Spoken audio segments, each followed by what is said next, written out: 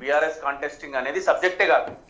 ఎందుకంటే బిఆర్ఎస్ పార్టీ అనేది regional party నుంచి ఒక ఆల్టర్నేటివ్ పొలిటికల్ పార్టీగా నేషనల్ లెవెల్లో ఎదగాలనుకున్నది. దాని నుంచి తెలంగాణ ఓటమి తర్వాత నేషనల్ వైడ్ కాంటెస్టింగ్ అనేది అది రూల్డ్ అవుట్. ఇంకా మళ్ళీ దాని గురించి బిఆర్ఎస్ ఉంటే బాగుంటుండే అవన్నీ ఏంటంటే ఇది అవుట్ ఆఫ్ డిస్కషన్. ఈ రోజు డిస్కషన్ ఏందో మాట్లాడితే బెస్ట్. రైట్, చెప్పండి. ఈ రోజు డిస్కషన్ గురించే మాట్లాడదాం. అయితే మీరు ఎలక్షన్ సరళిని మీరు చూస్తూ ఉండుంటారు. రేవంత్ రెడ్డి గారు అక్కడ ప్రచారంలో ఒక పిలుపునిచ్చారు, వెన్నుపోటుదారులకు బుద్ధి చెప్పాలి అంటూ ఏక్నాథ్ షిండే గారిని ఉద్దేశించి అన్నారు. ఈ మాటలన్నీ అక్కడ ఎంతవరకు ప్రభావం చూపిస్తాయి? ఎప్పుడు లేని విధంగా, ఇంతకు ముందు ఎప్పుడు లేని విధంగా తెలుగు రాష్ట్రాల నుండి ఎంతో మంది ముఖ్య నేతలు సీఎంలు అక్కడికి వెళ్ళి ప్రచారం చేసిన పరిస్థితి చూసాం మనం. మొట్టమొదట యోయో వీక్షకులకు, మీకు అక్కడ ఉన్నటువంటి మిత్రులందరూ కూడా నమస్తే. ఇప్పుడు ఈ పొరుగు రాష్ట్రాల నుంచి శాసనసభ ఎన్నికలు అవుతున్నప్పుడు కానీ, లేకపోతే పార్లమెంట్ ఎన్నికల విడతల వారిగా జరుగుతున్నప్పుడు కానీ, జాతీయ స్థాయిలో గుర్తింపు ఉన్నప్పుడు కానీ, గుర్తింపు ఉన్నటువంటి నాయకులు కానీ, వివిధ రాష్ట్రాలలో తమ పార్టీకి చెందినటువంటి మంత్రులు, ముఖ్యమంత్రులు, కొంచెం చరిష్మా ఉన్న వ్యక్తులు వచ్చి అక్కడ ఉన్నటువంటి ఒకటి కులం, రెండోది మతం, ప్రాంతీయ తత్వం, ఇట్లాంటి అంశాలను ప్రేరేపించడానికి ఉపయోగపడుతుంది అనేటువంటిది ఒక విశ్వాసం. అయితే నిజంగా కొంతవరకు ఆ ఇంపాక్ట్ కూడా దేశవ్యాప్తంగా ఉంది అనేది నిజం. కర్ణాటకలో అయినప్పుడు తెలుగు వాళ్ళు పోవడం, లేకపోతే మహారాష్ట్రలో అయినప్పుడు వెళ్ళడం, తెలంగాణలో జరుగుతున్నప్పుడు మహారాష్ట్ర నుంచి ఇక్కడికి రావడం, లేదా తెలుగు వాళ్ళు మహారాష్ట్ర వాళ్ళు లేదా కాంగ్రెస్ పక్షాన కర్ణాటకకు వెళ్ళడం, ఇట్లాంటివి మామూలుగా జరుగుతూనే ఉంటాయి. మేజర్ గా ఇప్పుడు ఇంకా ట్రెండ్ ఎక్కువైపోయింది. ఎందుకంటే లిటరసీ పర్సెంటేజ్ ఎక్కువైపోయింది నేషనల్ వైడ్ గా, కొంచెం మీడియా కూడా ఎక్కువ అయిపోయింది. కాబట్టి people are able to receive the more people and able to, అంటే ఫెమిలియర్ అయినటువంటి వ్యక్తులను రిసీవ్ చేసుకుని వాళ్ళ మాటలు కూడా వినే పరిస్థితుల్లో ఉన్నారు. కాబట్టి అందుకోసమే దేశవ్యాప్తంగా నాయకులందరూ నిన్న ఒక అంటే సంవత్సర కాలంలోనే మనకు గెలిచినటువంటి ముఖ్యమంత్రి గారు రేవంత్ రెడ్డి గారు కావచ్చు, తెలుగు రాష్ట్రాల నుంచి పవన్ కళ్యాణ్ గారు కావచ్చు, ఇంకా వివిధ మంత్రులు వాళ్ళందరూ వెళ్ళి మహారాష్ట్రలో క్యాంపెయిన్, ఒకటి గెలిచినటువంటి వ్యక్తి, విజయం సాధించిన వ్యక్తికి సహజంగానే దాని ట్రాన్స్ఫర్మేషన్ కావచ్చు, ఆ ప్రభావం ఉంటదని ఒకటి నమ్మడం పాజిటివ్ గా. ఇంకోటి మహారాష్ట్రలో ఉన్నటువంటి ఒక 1% ఓటర్లు, అంటే 1 కోటి వరకు ఉన్నటువంటి ఓటర్లు ముంబైలో కావచ్చు, దాని పక్కన ఉన్నటువంటి షోలాపూర్ చుట్టుపక్కల కావచ్చు, నాందేడ్ కావచ్చు, తెలుగు ప్రజలు బాగా ఉన్నటువంటి కాన్స్టిట్యున్సీస్ లో వాళ్ళ ప్రభావం ఉంటది అని నమ్మి ఇక్కడి నుంచి నాయకులు వెళ్ళడం, గెలిచిన వ్యక్తులు వెళ్ళడం. కాంగ్రెస్ పార్టీలో ప్రధానంగా ఏంటంటే తెలుగు ఎన్నికలైతే ఆయన మహారాష్ట్ర నుంచి, కర్ణాటక నుంచి సిద్ధరామయ్య గారు, అక్కడి నుంచి ఠాక్రే గారు ఇట్లా వచ్చి ఇక్కడ కూడా ఎలక్షన్ క్యాంపెయిన్ చేయడము, ఎలక్షన్ నిర్వహించడము, లేకపోతే సిఎల్పి లీడర్ ను డిసైడ్ చేయడం, అట్లాంటివి జరిగినాయి. కాబట్టి రెండు రకాల పార్టీకి రెండు రకాలైనటువంటి సహాయం అందుతుంది. ఒకటి ఫైనాన్షియల్ అసిస్టెన్స్, రెండు పొలిటికల్ సపోర్టు, రెండు ఇంకోటి లింగ్విస్టిక్ సపోర్టు. ఇట్లాంటి వాటి కోసం నాయకులు వెళ్ళి మాట్లాడుతూ ఉంటారు. ఇంకా ఎవరు గెలుస్తారు అనేటువంటిది, అంటే పార్లమెంట్ ఎన్నికల ప్రభావం ఖచ్చితంగా మహారాష్ట్రలో ఉంటది అని నేను నమ్ముతున్నా. పార్లమెంట్ ఎన్నికలలో యాంటీ ఇన్కంబెన్స్, అక్కడ మోడీ గారు సెంట్రిక్ గా ఎలక్షన్స్ జరగలేదు. తెలంగాణలో మోడీ గారు సెంట్రిక్ గా ఎలక్షన్స్ జరిగినాయి బిట్వీన్ నేషనల్ పార్టీస్. కాంగ్రెసా బీజేపీనా? కాంగ్రెస్ కి వేస్తే రాష్ట్రంలో ఉన్న పార్టీకి, బీజేపీకి వేస్తే జాతీయ స్థాయిలో ఉన్న పార్టీకి ఓటు అవుతుంది. ఈ రాష్ట్రంలో పార్టీ లేదు, దేశంలో కూడా దీని ప్రభావం ఏముండదు అని బలంగా విశ్వసించిన తెలంగాణ ప్రజలు బీఆర్ఎస్ పార్టీని సున్నాకు పరిమితం చేసినటువంటి సందర్భం. ఇప్పుడు అక్కడ మహారాష్ట్రలో శాసనసభ పార్లమెంటు ఫలితాలు మనం గమనించినట్టయితే 2019కి 2024కి పూర్తి భిన్నంగా ఉన్నాయి.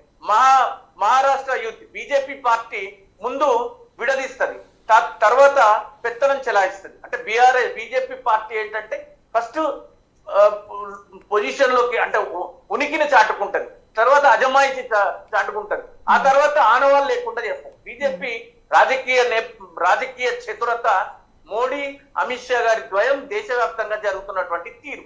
ఇప్పుడు మహారాష్ట్రలో కూడా అదే నిట్ట నిలువన చీల్చి పడేసిన రెండు పార్టీలు.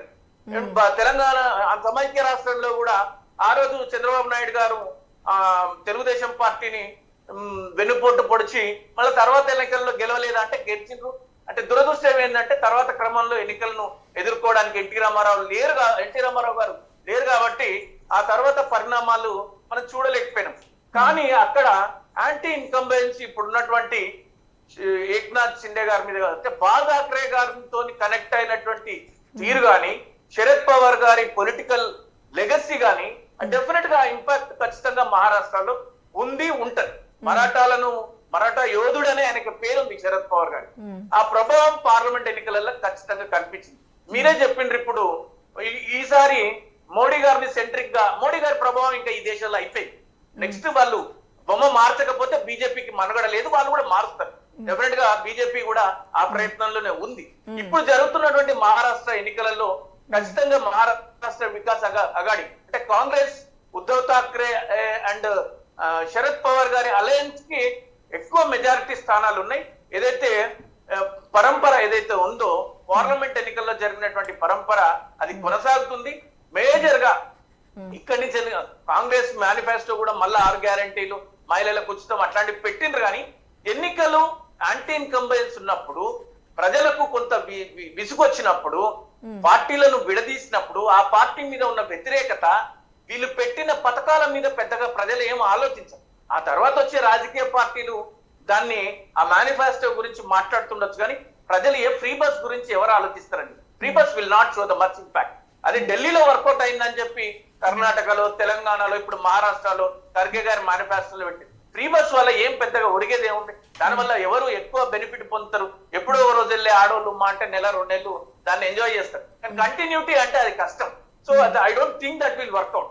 వెల్ఫేర్ స్కీమ్స్ మహారాష్ట్ర లాంటి స్టేట్ లో రూరల్ లో కొంత ఇంపాక్ట్ చూపించిన, అర్బనైజ్డ్ పెద్ద కొంచెం ఎడ్యుకేటెడ్ స్టేట్ కాబట్టి సో వాళ్ళందరూ కూడా నిశ్చితంగా పొలిటికల్ సిస్టమ్ ను గమనిస్తున్నారు.